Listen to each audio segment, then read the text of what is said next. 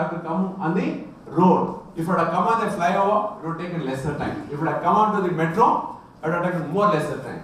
Please understand, my dear friend, the road of what I had travelled today to reach is it was like a Karnataka sales tax regime, and if it would have travelled on a flyover, it would have been a value tax regime. If it would have travelled in a metro, it is nothing but a GST, my dear friend. Thank you.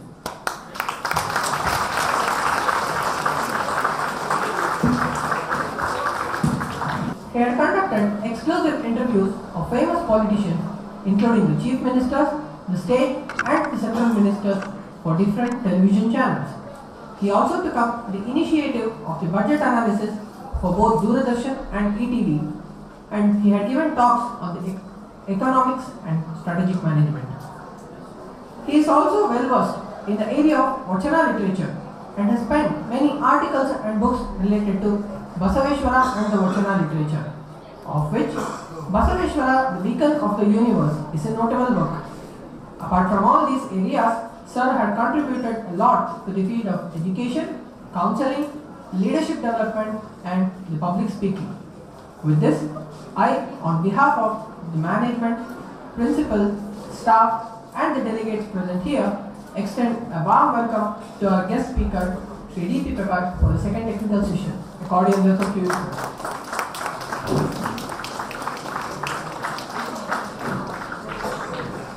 Dear gathering, as a token of love and affection from the Sims family, I request our beloved principal, Dr. Suresh C. Hegari sir, to hand over the flower bouquet and a memento to our chief guest.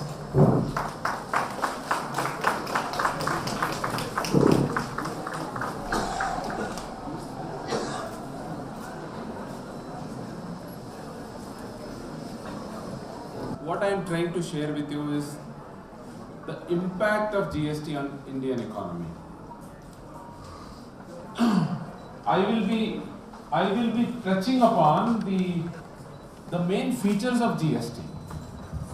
See, the first session was about the overview of GST. What are the important features of GST which will make this taxation regime entirely different from what we had in the previous decades? See, to appreciate this kind of a revolutionary change, GST is a great unifier. How is it a tax like GST can be a unifier? See, for the first time in Indian history, India is united economically. Go back to June and the previous tax periods. The tax on a particular goods was different in different states. You take entry tax, you take luxury tax, you take the VAT, value added tax. Though VAT was uniform as far as the concept is concerned in the Indian subcontinent, the rate of tax was different on a same commodity in different states. Virtually, for a businessman, the total available area to play vis-a-vis transaction was only the border, the area within a state border. If a businessman was there in Karnataka, he could design the transaction practices only within the Karnataka state, because there was a bunch of law which was limited to Karnataka state. Move over to Andhra Pradesh, another bunch of laws which was ruling the transactions in that particular state. Virtually, so to say, India was a pocket of different islands. That is why I passionately call GST Sardar Vallabhbhai Patel number 2. India united politically after 1947. Please understand, India united politically, that's all, but never united economically till we hit July 2017. That is the importance of this taxation. That is the importance of GST. That is why whenever you read one nation, one tax and one market, these three slogans virtually mean that India stand united today. First time in the history. The second one, very important, as a prelude to the crux of the topic, is for the first time, the state governments and the central government have come together. You never had an opportunity in the previous decades, from 1947 to 2017. You never had an opportunity or a kind of a situation wherein both the governments, both the elements of the domains of the federal system of Indian subcontinent coming together and levying a tax on a particular transaction. Never had happened. And it is happening. You know, always you should look at the taxation system as a very dynamic system, because you are all common students. When you study a taxation system, always remember that the good taxation system should have a fantastic coordinate system to evolve itself, catering to the needs of the evolving civilization. And GST is a very classic example of that. So, India is united because of GST. The third important aspect of GST is, for the first time in the Indian history, its citizen gets an opportunity to see and realize what is the actual tax he is paying. What is the actual tax he is paying? When Dr. Murali Krishna sir was elaborating in his session, when you take laptop or a mobile handset, when you pay 5% of tax, when you paid 5% of VAT, 5.5% of VAT, that was not the only tax you paid. There were many other taxes which were deposited onto the goods and ultimately become the part of the basic price.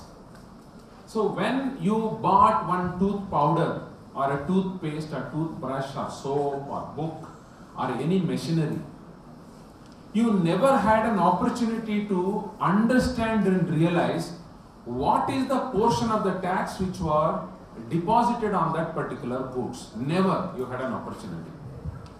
And so to say, vis-a-vis giving you a fantastic opportunity as a measure of transparency in tax administration, today when you pay a tax, that is the only indirect tax you pay on that particular transaction of the goods or the service. For the first time you will get to know.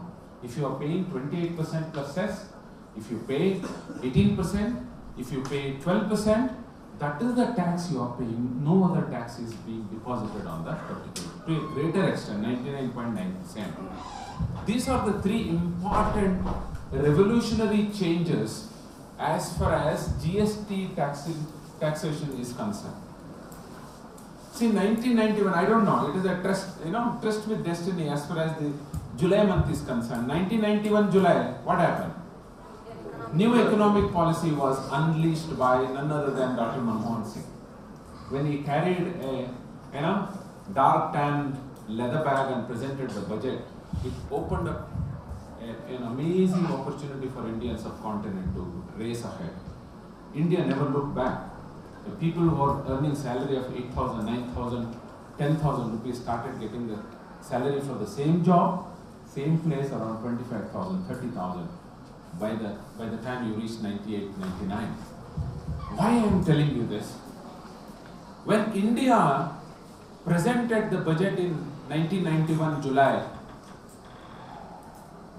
the global market never imagined that India could open such a huge Pandora box, because it followed up with a committee on insurance sector reforms, committee on banking sector reforms headed by Dr. Narasimha, an insurance committee reforms headed by Malhotra, very importantly tax reforms commission headed by Dr. Raja Chalaya. These are the three important commissions as students of commerce and other faculty should register in their mind. These three important committees change the profile of Indian economy forever. We never look back. We never look back. This today, if at all you say that India is being reckoned in the international or the global perspective, it is because of the tremendous economic reforms we unleashed in 1991. And today we have implemented another major tax reforms. This is the biggest tax reforms in the domain of indirect taxes. You should remember, somebody will ask, you say one nation, one tax, but there is income tax. No, I'm talking about indirect taxes. I'm not talking about direct taxes. Very important. So therefore, there are lots of conceptual changes. There is a revolutionary transition from the old concept, from the old language, the grammar of tax administration, to a new language, new concept, new domain. Herein we reckon lots of other practices, isn't it?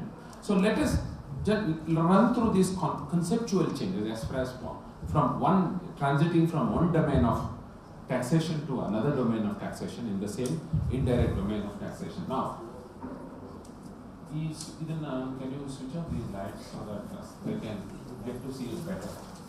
Go to the next slide. There are some repetition when compared to the first session. Bear with me, I'll just jump those. Both center and state would levy GST concurrently. You agree with me? This is a revolutionary change. How has it happened? I will be referring to the previous reform so that you get a clear picture of what this GST really means to you.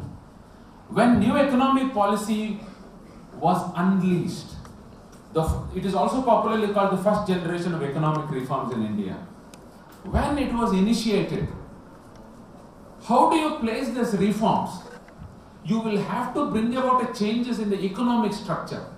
That is why one popular phrase came out in 1991. It is called structural adjustment. It is called a structural adjustment. What was the structural adjustment? The structure of the platform to carry out the structural adjustment was erected on three important pillars. What was that? Globalization, privatization, and liberalization. Very important. You should get connected to these concepts. This globalization, privatization, and liberalization are the three important pillars on which the platform for structural adjustment was erected. Very important.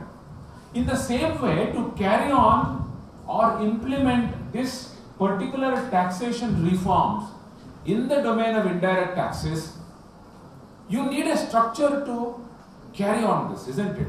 To make it possible. For example, all of a sudden when you say that, let the state governments and the central government come together and levy tax, who will allow it to do it? What is the authority behind it? Who gives the authority to levy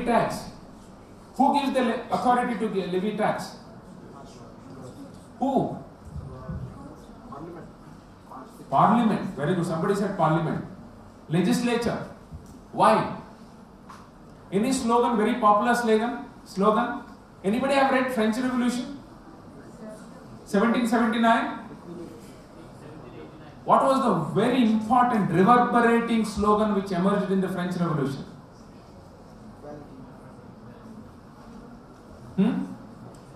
Forget about it. Prior to French Revolution, I'll go to 1779, 1718 in French Revolution.